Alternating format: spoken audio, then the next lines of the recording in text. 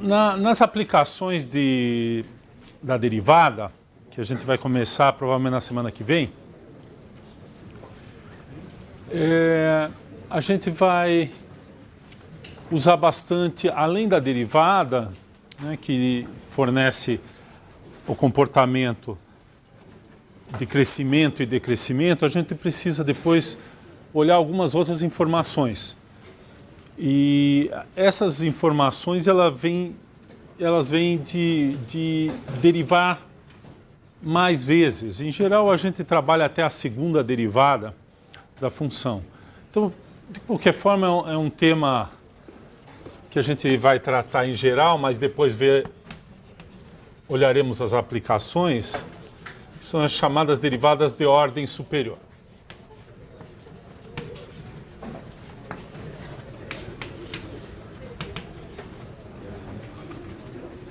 Então, aqui não há nenhuma novidade, é simplesmente observar o seguinte.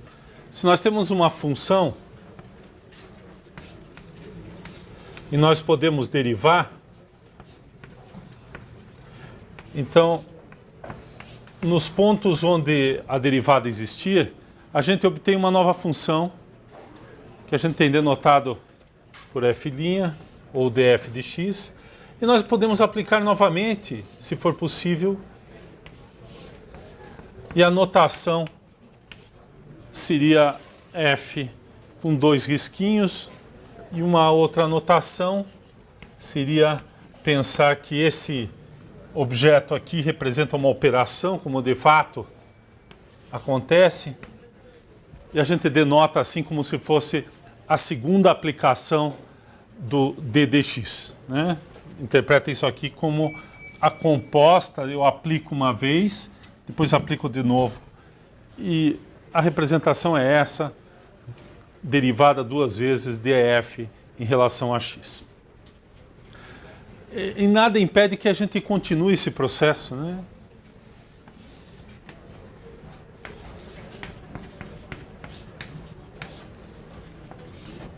Etc. Então, cada vez aqui a gente vai aplicando a derivação em relação a x. Essa notação também a gente pode ter uma representação desse tipo. E, em geral, a representação se a gente fizer essa operação um certo número de vezes, a gente pode denotar assim. A gente representa assim para não confundir com potência.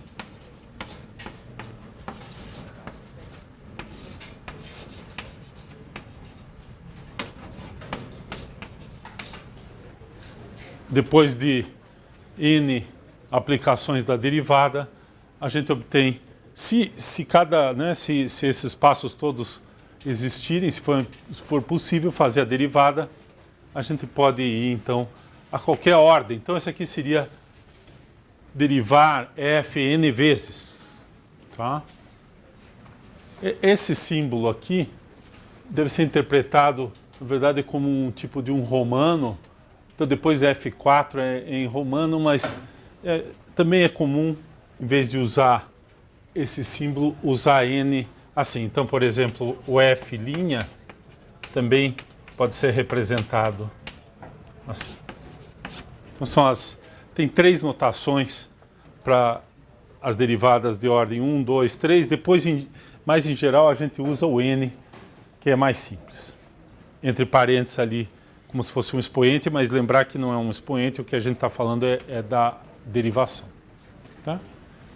Vou dar um exemplo aqui, bastante simples. Pegar, por exemplo, a função, pegar um polinômio.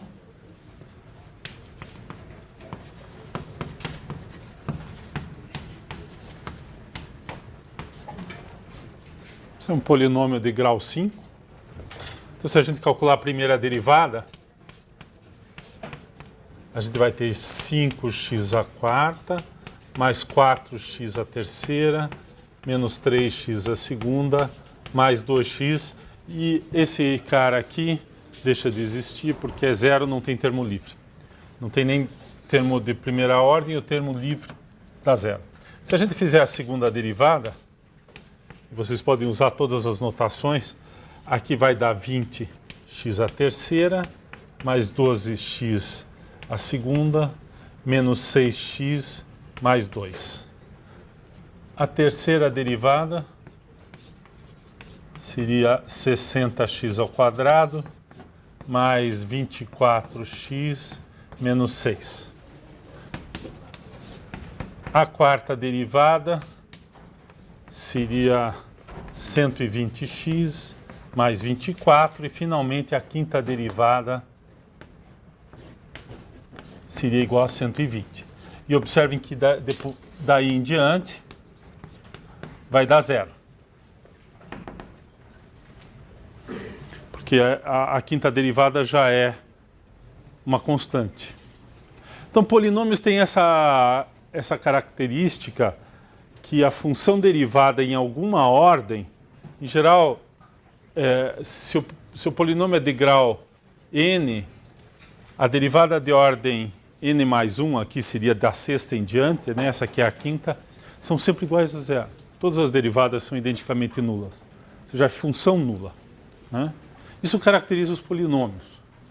Os polinômios são exatamente aquelas funções que você pode diferenciar para qualquer ordem, mas a partir de uma certa ordem, todas as derivadas dali em diante dão identicamente nulas. E essa ordem, onde isso acontece pela primeira vez, o grau do polinômio, em geral, é um menor. Então, aqui vai acontecer no x, na sexta derivada, porque o polinômio tem grau 5. A quinta derivada de um polinômio de grau 5 é uma constante sempre. A sexta já é zero e dali em diante todas são zero. Isso caracteriza polinômios. São exatamente, não tem nenhuma outra função que se comporta dessa maneira. Um segundo exemplo, vamos pegar uma função trigonométrica como o seno de x, e a gente vai ver um comportamento, não só a função é periódica, mas a sua derivada também é periódica, no seguinte sentido. Primeiro, a derivada é uma função periódica porque é o cosseno de x. Aí, se eu tomar a segunda derivada, eu obtenho menos seno de x. A terceira derivada é menos cosseno de x.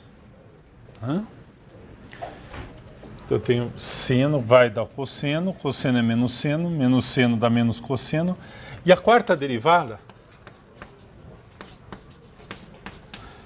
menos com menos do seno, vai dar novamente seno de x. E aí se repete.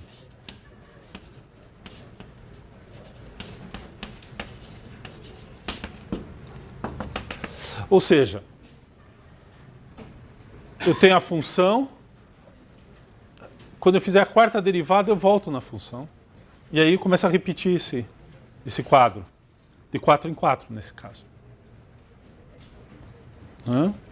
Se eu tomar a função seno, na quarta derivada eu volto na função seno, ela é idêntica à função original. Tá certo? E vocês veem que a segunda derivada já é menos a função original. Essa propriedade que a segunda derivada da f é igual à própria e, menos a f, caracteriza o seno e o cosseno. Se vocês prestarem atenção e fizerem essa mesma conta para o cosseno, vocês vão obter aqui cosseno, menos cosseno. Então, tanto o seno quanto o cosseno são caracterizados por essa propriedade. O que distingue basicamente é o valor no zero. Uma tem valor 0 e a outra tem valor 1. Tá? Então, com essas propriedades, a gente consegue caracterizar o seno e o cosseno. Mas isso eu vou comentar mais para frente, essas propriedades que eu estou falando, essas caracterizações, mas de qualquer forma, essa propriedade aqui é interessante. Então, eu vou escrever isso aqui numa forma compacta assim. Se a função é o seno de x, então eu tenho o seguinte. F. Então, aqui eu vou ter assim. Os termos de ordem par, observem, os termos de ordem par, eles se alternam entre seno e menos seno. E os termos de ordem ímpar, né, as derivadas de ordem ímpar, se alternam entre cosseno e menos cosseno. Então, eu vou escrever assim.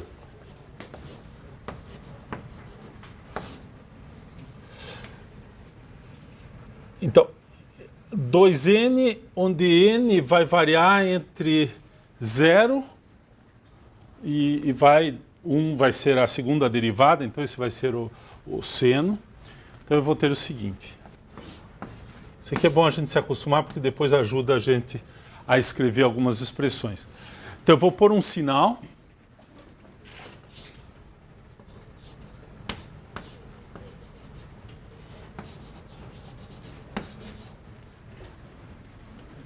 Vamos ver se isso aí está certo. Quando n é igual a 0, ó, aqui é para n maior ou igual a 0.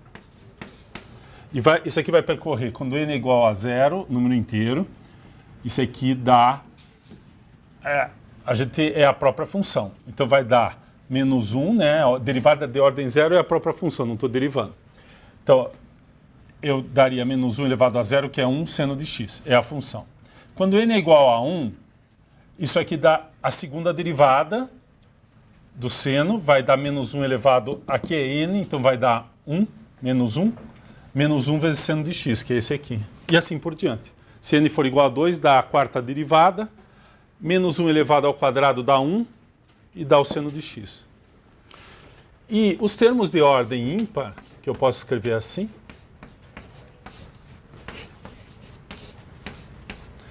também eu vou representar dessa forma, agora com o cosseno de x. Então vamos testar também o n maior ou igual a 0. Então quando n é 0, eu tenho a primeira derivada, menos 1 elevado a 0 dá 1, cosseno de x. Quando n é igual a 1, dá 2 vezes 1 mais 1, dá 3, terceira derivada, é essa aqui, menos 1 elevado à primeira potência dá menos 1, cosseno de x.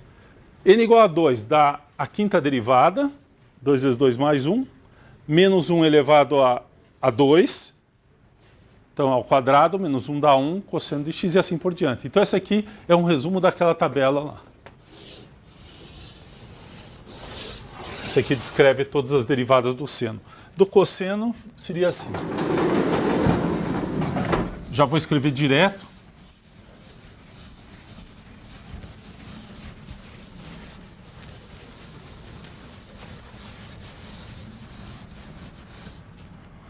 No caso,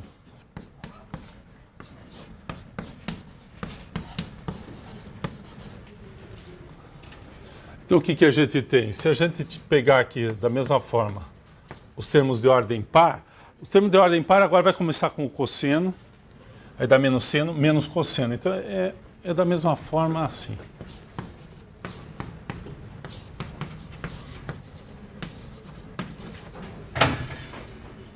Tá? E as derivadas de ordem ímpar, eu obtenho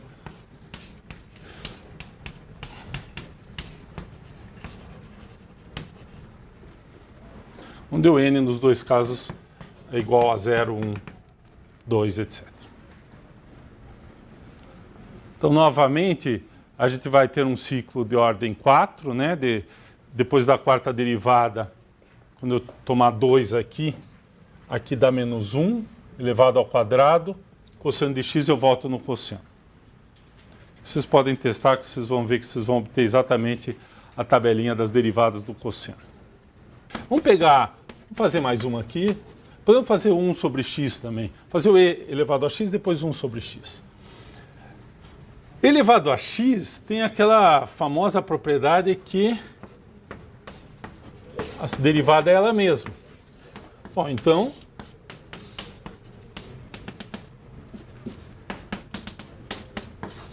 qualquer derivada é elevado a x. Então essa aqui não tem muita graça. Mas é bom lembrar para a gente não esquecer que a derivada do elevado a x é assim. Vamos fazer 1 sobre x.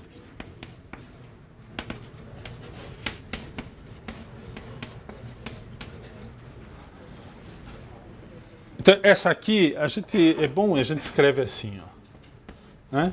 E usa a regra do tombo. Então, f' de x vai ser menos 1, x elevado a menos 2, f duas linhas de x vai ser menos, com menos dá mais, então vai dar 2x elevado a menos 3. Terceira derivada vai dar menos 6x elevado a menos 4. Quarta derivada vai dar 24 vezes x elevado a menos 5, e assim por diante. Vamos prestar atenção aqui o que está acontecendo. Aqui eu tenho o número menos 1, aqui eu tenho o número menos 1 vezes menos 2, aqui eu tenho o número menos 2 vezes menos 3, aqui eu tenho o número menos 2 vezes menos 3 vezes menos 4, né? Menos 1 vezes menos 2 vezes menos 3 vezes menos 4. Então isso aqui, se você esse coeficiente é um fatorial, né? Ele começa aqui menos 1 fatorial, menos com menos, menos 1 ao quadrado, 2 fatorial, menos 1 ao cubo, 3 fatorial e assim por diante. Então a regra aqui em geral vai ser fn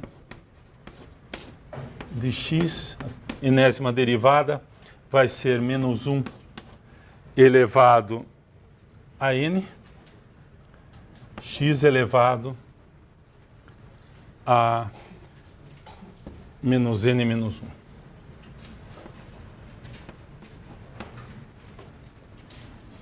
1. Opa, esqueci o fatorial. Menos 1 elevado a n, n fatorial, x elevado a menos n menos 1. Vamos ver se está certo isso aqui.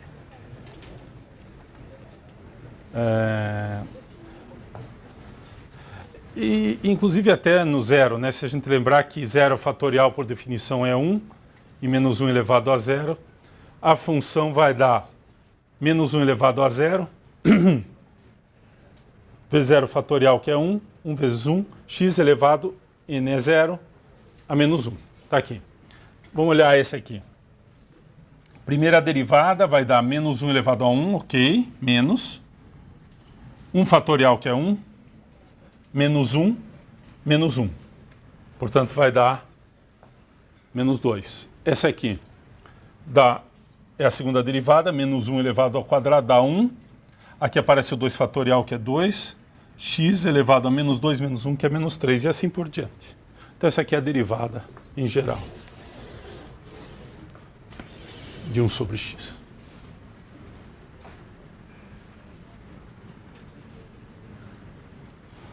Então, as funções básicas, relativamente simples, a gente consegue escrever as suas derivadas de uma forma mais ou menos organizada em qualquer ordem.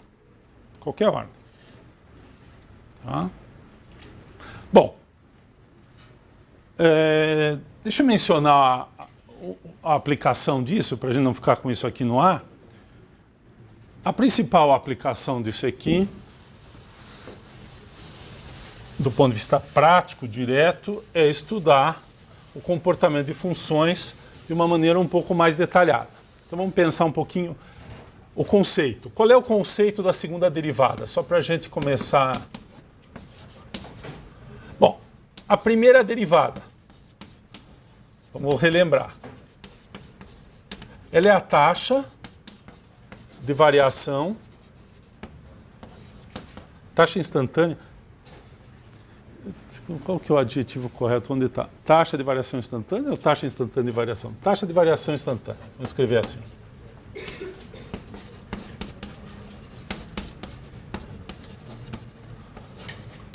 Então, ela mede a velocidade instantânea. Se f mede posição, é a velocidade tradicional. Se f mede preço, a taxa de variação é a inflação. E assim por diante. Qual seria o conceito da segunda derivada? Ora, a segunda derivada é a primeira derivada da primeira derivada. É a derivada da primeira derivada. Então, a gente pode escrever simplesmente é a taxa de variação instantânea de f'. É isso que é, por definição. Eu pego f' e derivo. Portanto, se a gente pensar em termos físicos, se a f é a posição e a f' é a velocidade, o que é a variação da velocidade? Aceleração. Então, ela, na verdade, ela é a taxa da segunda variação instantânea, que é a aceleração de f. Então, ela é a velocidade associada à grandeza f, né? Ela é a taxa instantânea de variação da taxa instantânea de variação de f, ou seja, é a aceleração de f. A média, o quanto a f está... Quanto está variando a velocidade associada a f. Então, no caso, se for um problema físico, é aceleração. Por exemplo, no caso de preços, tem o preço, tem a inflação e tem a aceleração dos preços, que a própria taxa de inflação está variando. Eu sempre falo, eu não tenho economistas aqui, né, mas a notícia no jornal muitas vezes está escrita da forma incorreta. Porque eles dizem assim, a inflação acelerou. Se a inflação acelerou, o que eles estão medindo é a segunda derivada da inflação, que seria a terceira derivada dos preços. Mas não é isso que eles querem dizer. Eles querem dizer que os preços se aceleraram. Que é a derivada da inflação.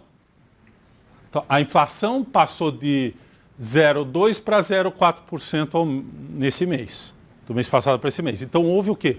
Uma aceleração dos preços e não uma aceleração da inflação. A inflação não pode não estar acelerando, ela pode estar desacelerando. Por exemplo, se passar de 0,2 para 0,4 e no mês seguinte passar de 0,4 para 0,5, a segunda derivada da inflação, que é a terceira derivada, pode ser negativa. A aceleração está diminuindo de velocidade, que é a terceira derivada. Mas ainda continua acelerando. O preço ainda está aumentando. A taxa de variação do preço ainda está aumentando. Não só tem inflação, como tem inflação crescente ainda. Mas a taxa de variação da inflação ainda já pode ser negativa. Então a inflação pode não estar acelerando, mesmo assim os preços estão se acelerando e a inflação está aumentando. Ok? Então, esse aqui seria o conceito. Se isso aqui é correto, e é correto, a gente tem uma interpretação geométrica. Vamos lembrar o que é a derivada. E daí lembrar o que é aplicar a derivada na derivada. Vamos pensar um pouquinho. O que significa, por exemplo, dizer que a segunda derivada é positiva? Vamos pensar um pouquinho. Vamos pegar uma função assim.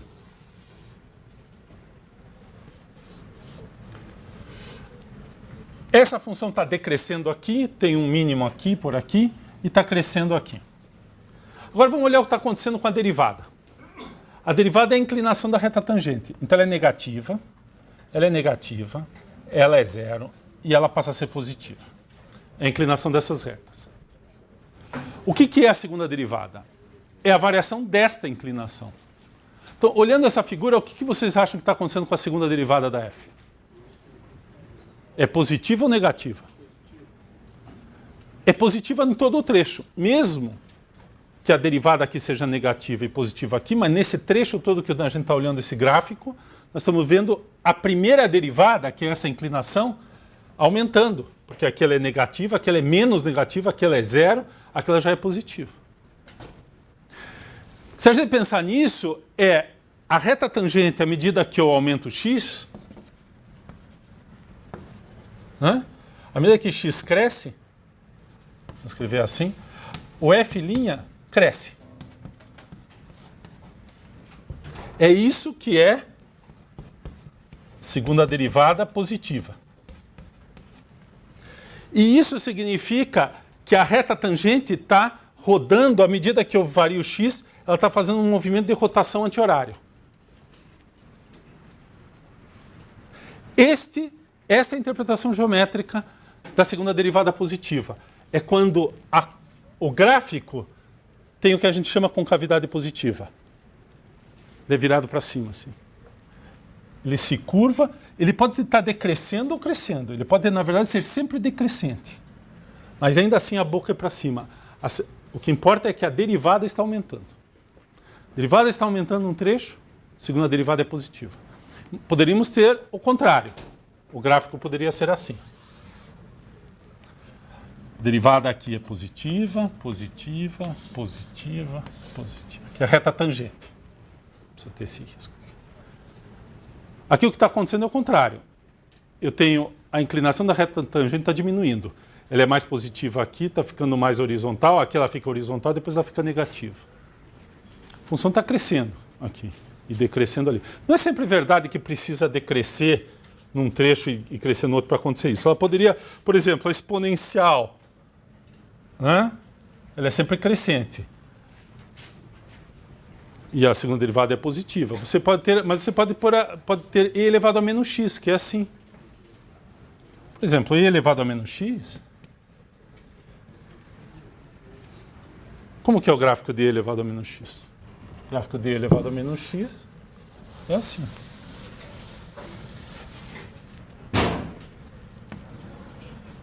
Se aqui é 1, ele é uma coisa assim. E ele sempre decresce aqui, a gente sabe que isso aqui tende a zero quando o x vai para mais infinito. Então ele é assim. Calcula a segunda derivada. A primeira é a derivada da menos e elevado a menos x, pela regra da cadeia. A segunda derivada da e elevado a menos x de novo. Aqui é sempre negativo, que indica a função é decrescente. E aqui é sempre positivo, que indica que a concavidade é positiva. Ela não precisa ficar decrescente e crescente. Ela pode ser decrescente o tempo todo, mas a derivada está sempre aumentando. Aliás, a derivada, se a gente olhar, ela é sempre negativa e tende para zero lá. Mas ela é sempre negativa.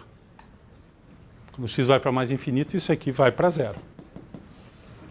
Certo? Essa é a primeira derivada e a segunda derivada. Lembrem que pela regra da cadeia, a derivada desse aqui é e elevado a menos x mesmo, vezes a derivada de menos x.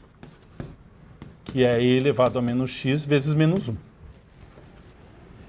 E a derivada dessa aqui é a mesma coisa, só que tem um sinal negativo, menos com menos dá mais. Então, a função é essa, a primeira derivada é sempre negativa, a função é sempre positiva, mas é decrescente sempre. E, além disso, a segunda derivada é sempre positiva, significa que não só é decrescente, mas a concavidade é positiva. A boca desse gráfico, a concavidade é para cima. Ele não precisa voltar aqui para caracterizar que isso aqui é positivo. Negativo seria pegar essa função e trocar o sinal dela, né? Ela seria assim. Logaritmo, por exemplo. Logaritmo, a primeira derivada é 1 sobre x. A segunda derivada vai ser menos x menos 2. Como o x é sempre positivo, nós estamos indo para lá, dá sempre um número positivo, né? Isso aqui vai dar sempre negativo, aqui é positivo, aqui vai dar negativo. O logaritmo é assim.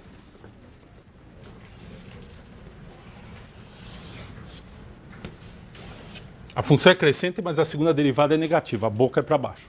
Então, essa é a interpretação geométrica, essa é a interpretação, digamos, dinâmica, e essa é a interpretação geométrica do sinal da segunda derivada.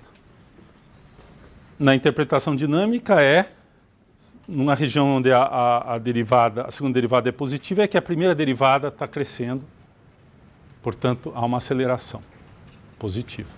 Se a segunda derivada é negativa, há uma desaceleração e a velocidade tem que estar diminuindo. E geometricamente, a gente vai ver, ele caracteriza as regiões onde a derivada é positiva, a segunda derivada é positiva ou a segunda derivada é negativa, de concavidade positiva ou concavidade negativa. Então veja que com isso a gente pega um gráfico, por exemplo, pega um polinômio do terceiro grau, se calcula a primeira derivada, acha os pontos onde a derivada é zero, já caracteriza possíveis pontos de máximo e mínimo. Olha a primeira derivada onde é positiva, onde é negativa, caracteriza a região de crescimento e decrescimento. E depois com a segunda derivada, as regiões de concavidade positiva e negativa. Então isso permite você fazer um esboço muito bom do gráfico, além dos limites no infinito, coisas desse tipo. Isso serve para qualquer função, não só para polinômio. Então nós vamos trabalhar muito com a primeira e com a segunda derivada para descrever gráficos. E depois nós vamos trabalhar também, quando a gente estudar máximo e mínimo, a segunda derivada também vai ajudar a gente, porque se for um ponto de derivada a zero e de segunda derivada positiva, ele tem que ser assim. Tem que ser uma boca já para cima. Então, primeira derivada a zero, nesse ponto é zero, e a segunda derivada nesse ponto é positiva. A gente vai ver que esse é um ponto de mínimo. Local, a função poderia fazer assim depois. E se aqui for negativo, é um ponto de máximo local. Então, a primeira e a segunda derivada vão ajudar a gente a descrever bastante, de maneira bastante detalhada, os gráficos das nossas funções. Queria fazer um segundo comentário, que é sobre derivadas superiores, e daí a gente pode usar a ordem que a gente quiser, é para fazer aproximações. Lembre que a gente tem uma função f de x, e trabalha com esse né? Deixa eu colocar um título aqui. Nós vamos voltar, eu só vou mencionar agora, depois eu vou voltar nisso em mais detalhes. Eu só quero a noção de aproximação. Toma o gráfico de fx, pega um ponto x igual a x0, onde a função é diferenciável.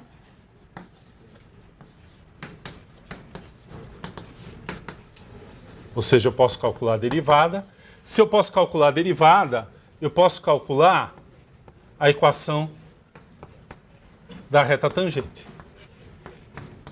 Aliás, eu acho que caiu na prova, né? Como se esperava.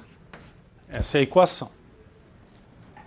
Equação da reta tangente. A gente pode chamar essa função aqui, se vocês quiserem, de g de x. É uma nova função linear que depende do valor da função no ponto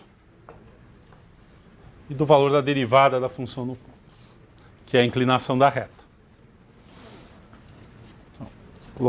Observe que se você coloca x igual a x0 aqui, anula esse termo, e y é igual a f de x0. Então, essas funções, essas duas funções f e g, têm em comum que elas passam pelo mesmo ponto, x0 é f de x0. E tem outra propriedade em comum. A primeira derivada é igual, nesse ponto. Então, isso é o que a gente chama de aproximação linear, que a função, o gráfico, ou a própria função que dá a reta tangente, é uma aproximação linear, porque ela dá o mesmo valor da função naquele ponto e também a mesma inclinação, a mesma reta tangente, a mesma derivada. Então observem que f e g satisfazem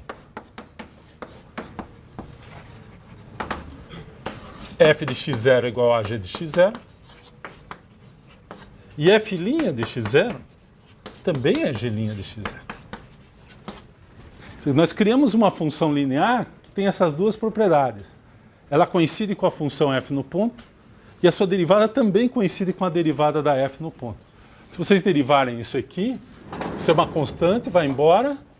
Aqui é uma constante, a derivada de x menos x0 é 1. Né? Então, portanto, g' de x0 é igual a f' de x0, que é esse número aqui. É o coeficiente do x.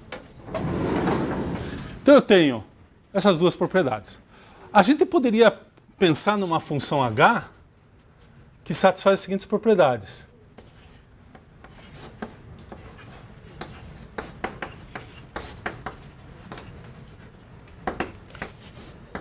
f de x0. Vamos colocar h, né? Porque a f eu tenho, então a h é que eu quero que satisfaça essas propriedades. h de x0 é f de x0. A derivada de h em x0 também é igual à derivada de f em x0. E a segunda derivada de h em x0 também é igual à segunda derivada de f em x0. Tem muitas funções que vão satisfazer essas duas propriedades, né? Essas três propriedades. Mas a gente pode escolher uma que é um polinômio, que nem nós fizemos aqui. Observe que esse aqui é um polinômio de grau 1. Então, será que existe um polinômio de grau 2 que satisfaz essa propriedade? Existe. O polinômio é esse aqui, ó. Vamos tentar fazer, vocês vão ver qual é o polinômio. Basicamente, a ideia é procurar um polinômio com as seguintes características. Ele vai ser assim. Nós vamos definir ele assim. Ele certamente tem que satisfazer isso aqui. Tem que ser igual a f de x0. Depois ele tem que ter, chamar de M1, x menos x0.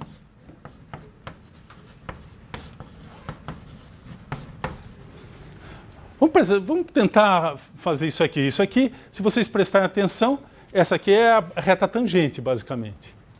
Né? Se não tivesse esse termo, eu colocaria ali a primeira derivada. Mas eu também quero ter uma segunda derivada. Porque qual é a segunda derivada dessa g aqui? Se eu derivar isso aqui a segunda vez, dá zero. E aí não é muito geral, né? Porque a f duas linhas pode não ser zero. Mas vamos tentar calcular isso aqui, então. Primeira observação é que, realmente, se eu colocar x0 no lugar do x, aqui dá zero, e isso aqui é f de x0. Então, a escolha de escrever assim é justamente para que o f de x0, o h de x0, seja o f de x0. Vamos derivar.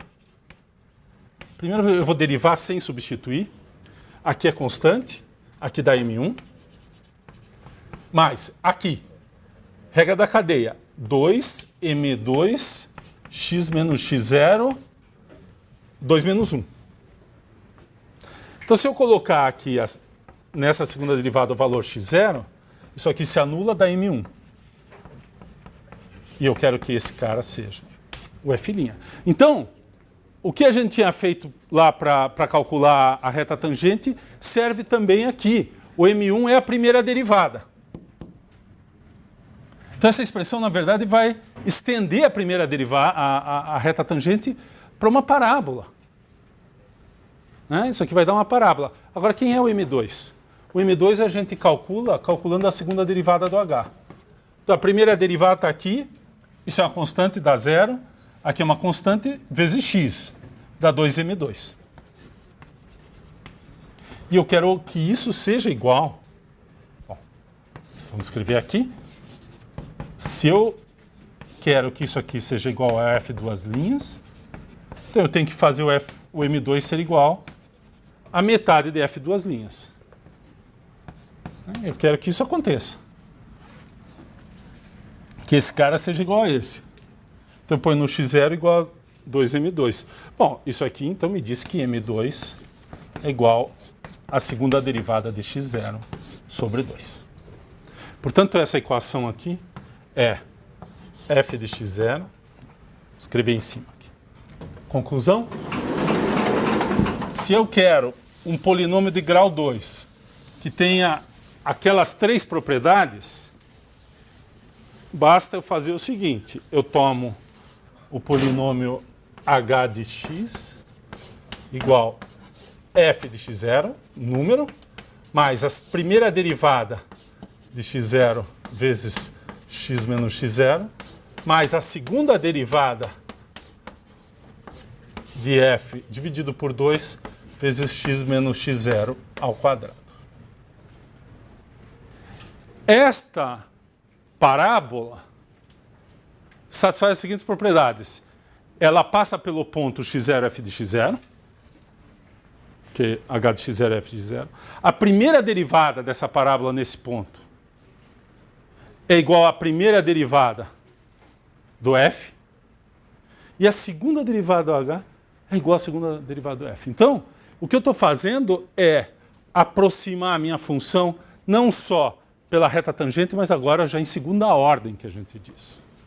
Não só a função tem o mesmo valor e a primeira derivada tem o mesmo valor naquele ponto, como a função, a primeira e a segunda derivada têm esse mesmo valor. E eu posso continuar esse processo. Eu posso pedir que eu tenha uma função que até a derivada de ordem 10, todas as derivadas, o valor da função em todas as derivadas tem o mesmo valor que a função f.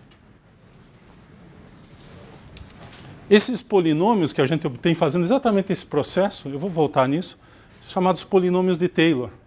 Então esse aqui, Aquele é o polinômio de Taylor de grau 1. E esse aqui é o polinômio de Taylor. O nome é assim, polinômio de Taylor de grau. Esse aqui, de grau 2 para f em x0. É que nem reta tangente. A reta tangente tem que dizer qual é o ponto. Tem que fixar o ponto. Fixado o ponto, calculo a reta tangente. Aqui eu também tenho que fixar o ponto. É no ponto x0. Que isso aqui, porque se a gente desenhar esses gráficos, eles devem ter uma cara assim. Então, se eu pegar esse ponto aqui, vai ser assim. A reta tangente é assim, a parábola deve ser uma coisa assim. Ó.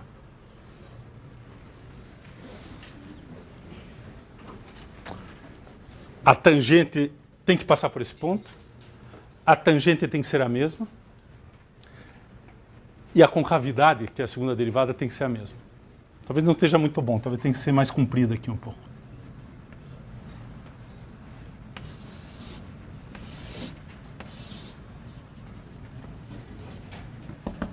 Que é o x0, elas têm o mesmo valor no ponto, reta tangente comum e concavidade igual, que é relacionada à segunda derivada. A segunda derivada é igual. As duas são viradas para baixo. Se eu puser nesse ponto aqui, vai dar uma parábola aqui, assim. Se eu puser nesse ponto aqui, vai dar uma parábola assim. E assim por diante. Se eu puser nesse ponto, dá uma parábola assim. Então, é o que a gente vai trabalhar. Observem que eu tenho a reta tangente. Então, a ideia é que essa parábola aproxima em segunda ordem, significa que ela deve aproximar um pouco melhor. Porque isso aqui corrige um pouco o erro que eu estava fazendo de usar a reta tangente. Não corrige totalmente, porque a f não necessariamente é um polinômio de segundo grau. Aliás, se a f for um polinômio de segundo grau, esse aqui é a própria f. É como reta e reta tangente a uma reta. É a própria reta. Se a f originalmente era um polinômio de segundo grau, esse polinômio de Taylor de grau 2 para f em x0 é o próprio f. É muito fácil de testar isso. Mas, em geral, essa função pode ser qualquer coisa. Pode ser qualquer expressão que vocês quiserem, vocês obtêm essa aproximação. E se vocês continuarem aqui, a gente pode fazer essa aproximação na ordem que a gente quiser. Basta ir impondo essa condição e ir calculando os coeficientes. Nós vamos fazer isso mais para frente. Tá? Basicamente, aqui aparece f, nesse termo aqui com grau qualquer, aqui vai aparecer esse expoente fatorial. 2 fatorial é 2 vezes 1. Porque quando você vai derivando, né, se a gente prestar atenção, o x elevado a n, lá x menos x0 elevado a n, aqui quando você deriva, ele baixa o expoente, vai baixando a regra do tombo. Então, para cancelar o denominador, esse denominador tem que ser exatamente a sequência que você vai abaixando a potência. E vai dar aquele número fatorial ali. A mesma potência, embaixo vai estar o n fatorial. Mas esse aqui é o polinômio de grau 2, ele é bastante útil, ele explica bastante para a gente também aquela questão, por exemplo, quando você está num ponto de mínimo, a primeira derivada é 0 e a segunda derivada vai indicar se a parábola é virada para cima ou virada para baixo, que aproxima ali, se é um ponto de mínimo, se é um ponto de máximo. Por isso que a segunda derivada também está relacionada com uma região de concavidade positiva ou negativa, e se for um ponto onde a primeira derivada é 0, se o ponto é de mínimo ou de máximo. Tá? Então, isso aqui é só um início, quer dizer que para calcular a segunda derivada não tem nenhum segredo. Calcula a primeira derivada, não substitui o ponto. Observem aqui quando eu fiz essa conta. Para calcular de f, isso é sempre importante. Você deriva a função e deixa a função, e aí deriva de novo. Aqui você calculou a derivada no x0, dá uma constante sempre, dá um número. Não posso derivar isso aqui, o que eu derivo é essa expressão onde o x ainda está lá. Eu obtenho isso aqui. Derivada disso aqui dá 0, né? Isso é uma constante. Mas essa aqui já é o valor da derivada. Aqui é a função derivada. Aí eu derivo a função derivada. O que eu derivo é sempre a função. Né? Nos exemplos que nós fizemos foi sempre assim.